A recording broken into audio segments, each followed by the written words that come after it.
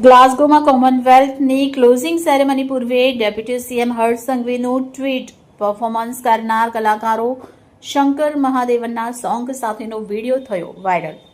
Bureau chief Sunil Ganjawala, bullet 26 Gujarat news, Surat. सुनो गौर से दुनिया वालों, बड़ी निकलना हम पे डालो, चाहे जितना जोर लगा लो, सबसे आगे हम हैं हिंदुस्तानी.